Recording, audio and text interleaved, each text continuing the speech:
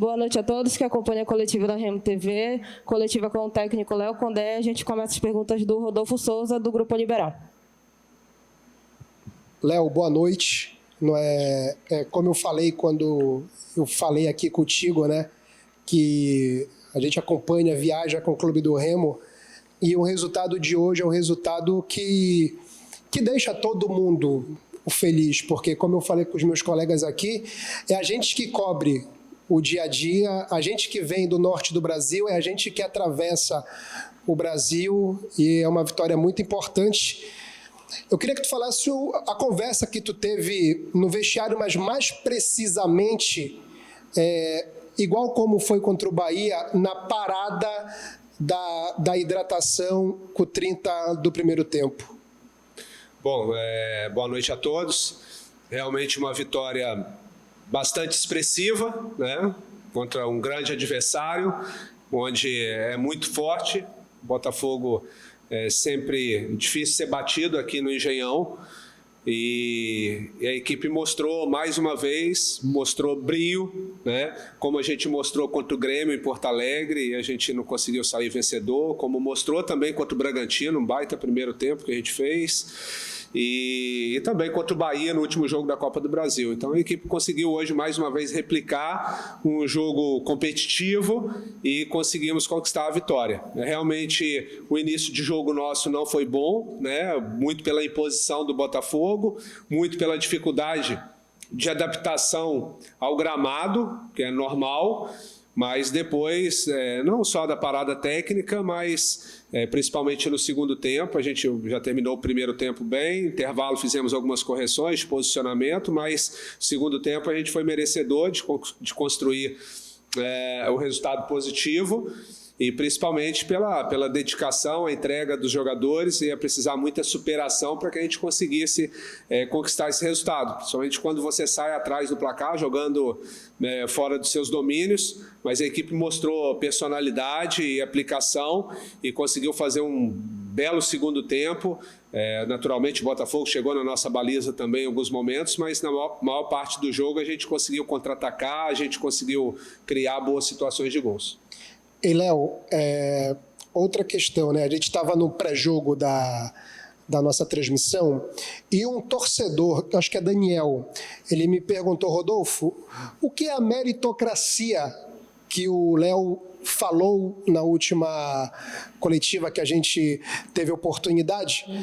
Se referindo a respeito do Leonel Pico, eu queria que tu falasse sobre isso. Vai fazer não, mas só para responder para o torcedor, ele que pediu aqui. Na coletiva, o Pico ele é jogador do clube igual todos os jogadores são. Quando eu cheguei aqui, o Patrick estava encostado e hoje é um dos melhores jogadores. O Marcelinho é um jogador que estava encostado e é um dos melhores jogadores. Todo jogador do elenco está à disposição para ser utilizado em qualquer momento do jogo. Leonel Pico é um grande profissional que está trabalhando no dia a dia, está sendo respeitoso com os companheiros da posição.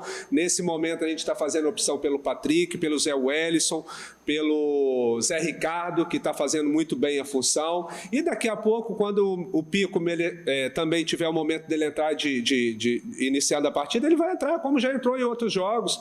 Nós temos que parar com isso de perdeu, é culpa do Zé Wellison. Não, já perdemos com o Pico também, contra o Flamengo, contra o Coritiba, contra o Fluminense. Perde com o Pico, ganha com ele, perde com o Zé Wellison, ganha com ele. O futebol é assim. Então a gente respeita todos os jogadores que estão no elenco, tentando extrair o melhor de cada um deles.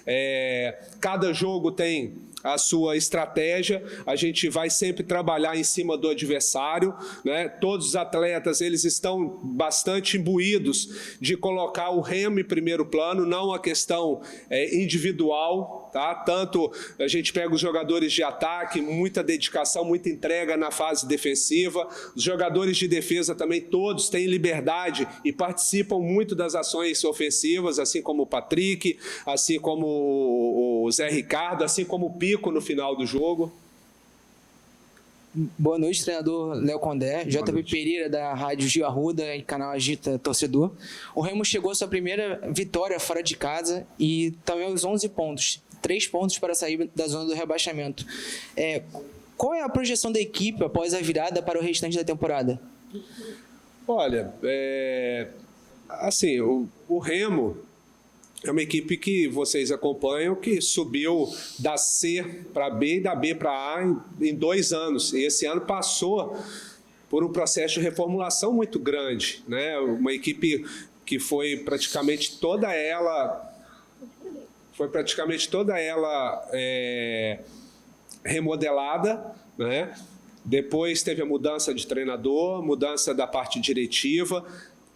O clube foi ao mercado com muita criatividade, conseguiu trazer boas peças, né? Naturalmente, leva um certo tempo para a gente encaixar o melhor jogo, encaixar a melhor equipe, né? É claro que a gente entende o torcedor, até porque o início do ano, a perda do estadual magoou muito o torcedor, mas o campeonato nosso é um campeonato assim, bastante desafiador. O mais importante é a gente conseguir, que eu tenho falado com os jogadores, a gente fazer jogos consistentes, né? A gente está enfrentando grandes equipes com poderio econômico muito grande. O Remo hoje, né, deve ter, sei lá, uma das 3 menores folhas, que talvez para o clube é uma folha mais alta dos últimos anos, porque está disputando a Série A, mas para a competição é uma das menores. Então é um desafio muito grande da diretoria, nosso. Mas os atletas têm se mobilizado bastante e a gente está conseguindo fazer jogos consistentes. Isso que é importante. E, naturalmente, precisamos de resultado, né? Então, assim, a gente vamos passo a passo, respondendo a sua pergunta de uma maneira mais direta, vamos passo a passo, jogo a jogo, até a parada da Copa, tentar buscar o máximo de pontos possíveis, né?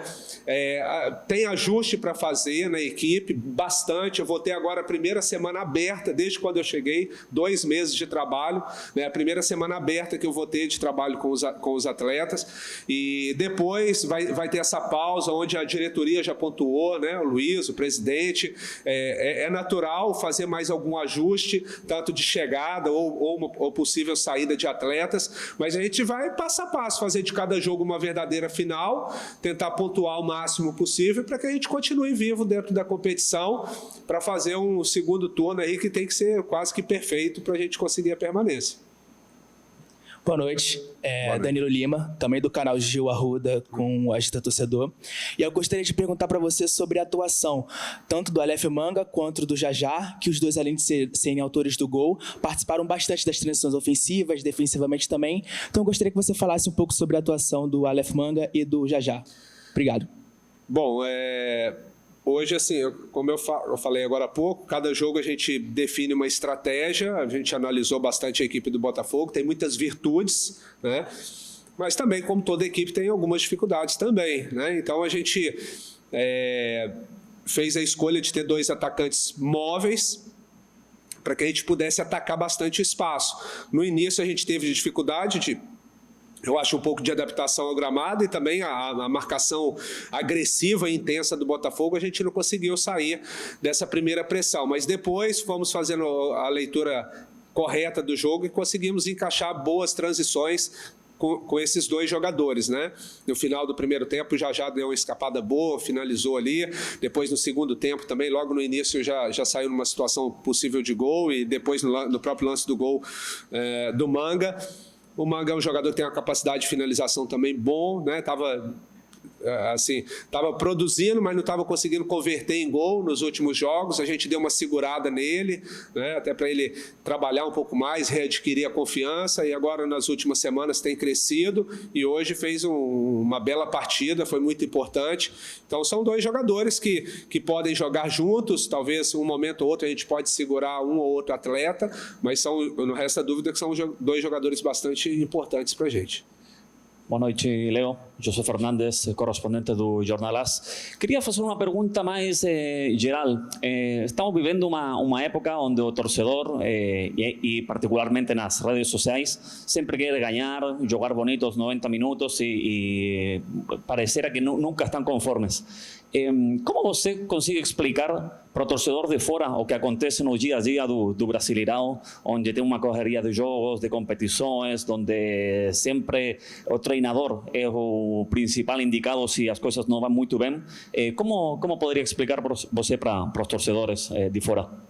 Boa pergunta.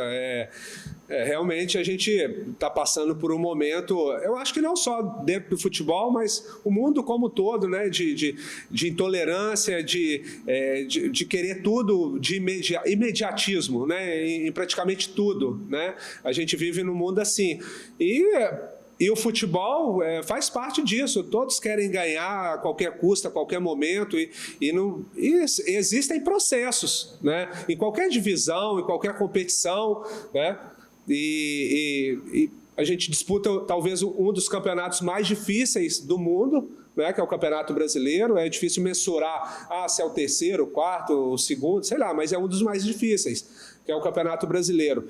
E são 20 equipes, onde já inicia com várias equipes apontadas como favoritas ao título, favoritas à vaga à Libertadores, mas é difícil explicar para o torcedor que talvez a sua equipe em determinada temporada não vai ter condições de disputar título, vaga na Libertadores, e é um pouco cultural aqui do Brasil também. Aí vem para o lado do treinador, né? Que é sempre assim, eu já estou há 25 anos exercendo a função de treinador de futebol, a gente é sempre o alvo mais fácil, né? Assim, não estou falando de questão de demissão, estou falando questão de análise, às vezes, de alguns de vocês da imprensa, aí acaba transportando isso para o torcedor também, e acaba sendo o alvo mais fácil.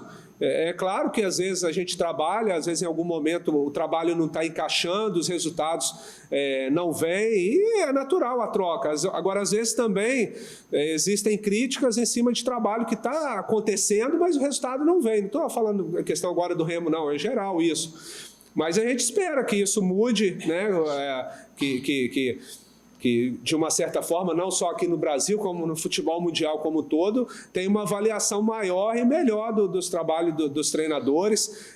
O torcedor a gente não consegue controlar, ele é passional, é emoção. É claro que no dia a dia a gente encontra com o torcedor, que é um pouco mais esclarecido, que tem uma leitura maior de tudo que é feito no clube, né? Mas tem o torcedor que é mais apaixonado, mais impaciente, né? Mas a gente vive num mundo onde a necessidade das coisas acontecerem tudo de imediato, muito grande, mas a gente tem que acabar convivendo com isso. Léo Condé, aqui é Jonathan do Agita Torcedor.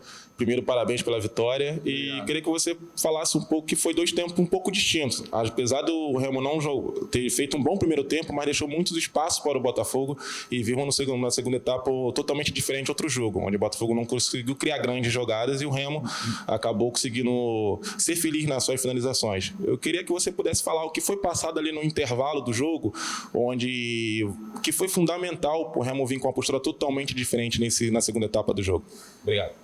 Bom, como eu falei, o início ali a gente teve bastante dificuldade de encaixe de marcação e de sair da pressão do Botafogo, né? Além da bola parada, que é muito forte, né? Eu acho que uma das melhores jogadas de bola parada do Brasileirão é do Botafogo, tem uma variação muito grande, bons batedores, e a gente teve muita dificuldade para encaixar ali.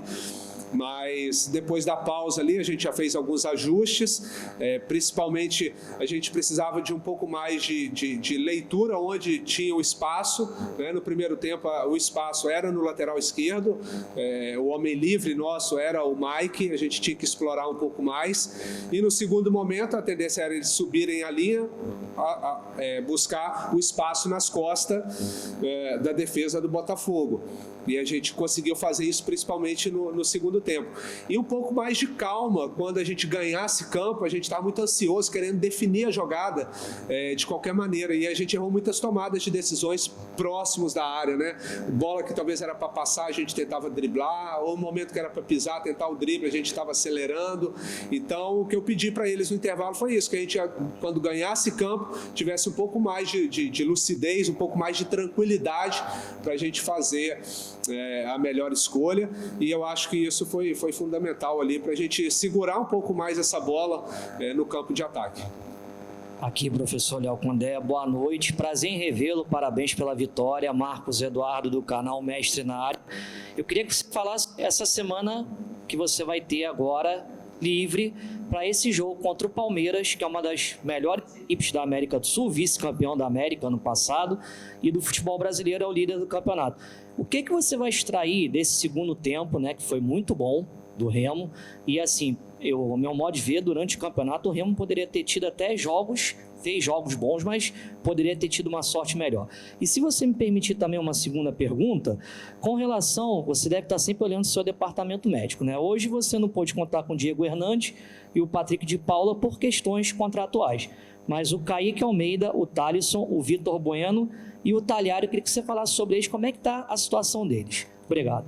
Bom, realmente um desafio muito grande que a gente vai ter pela frente, né? Vamos enfrentar uma das equipes que é postulante ao título, né? Sempre muito forte, mas como eu falei, o primeiro momento agora é recuperar. A gente teve uma sequência de jogos muito pesada nesses 2 meses. Agora a gente só praticamente jogou. Então, no primeiro momento, domingo, segunda, dar um descanso, recuperar os jogadores, tanto no aspecto físico, mental, para a partir de terça-feira começar a trabalhar muito forte, tentar fazer uma bela semana de trabalho aí. Temos terça, quarta, quinta, sexta, sábado, não só para esse jogo do Palmeiras, né? Também temos um desafio muito grande, que é o jogo da Copa do Brasil, o jogo da volta com o Bahia, e também depois a Chapecoense. Então, é uma semana que a gente vai trabalhar visando 3 jogos, mas o foco principal com certeza é em cima do Palmeiras. Eu tenho falado com os jogadores, se a gente conseguir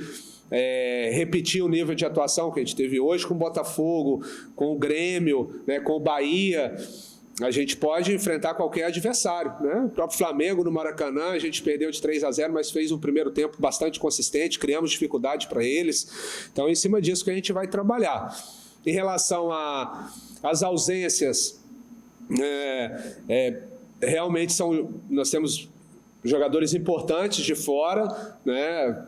Toda ausência a gente tem que considerar, mas pegando pelos últimos jogos onde eles estavam titulares, né, caso de Talhari e Bueno, a equipe sente muito, né, a gente tem que buscar estratégias dentro do que a gente tem. O David Braga também, que hoje entrou um pouquinho ali no final, também a gente ficou até com um pouco de receio, porque o Vitor Bueno lá em Bragança, a gente colocou ele ali no finalzinho e acabou que voltou a sentir, então a gente teve um certo cuidado ali de segurar ao máximo o Braga, até para aproveitar ele com essa semana. Mas, de qualquer forma, a gente pode ganhar, sim, reforço dentro do próprio elenco para esse momento aí de reta final até a pausa da Copa do Mundo. Valeu. Boa noite. Abandonei a escola para vender bombons. Meu sonho é ser médica. Crianças nas ruas estão sujeitas a acidentes, doenças e abusos sexuais. Diga não ao trabalho infantil. Uma campanha do Ministério Público do Trabalho.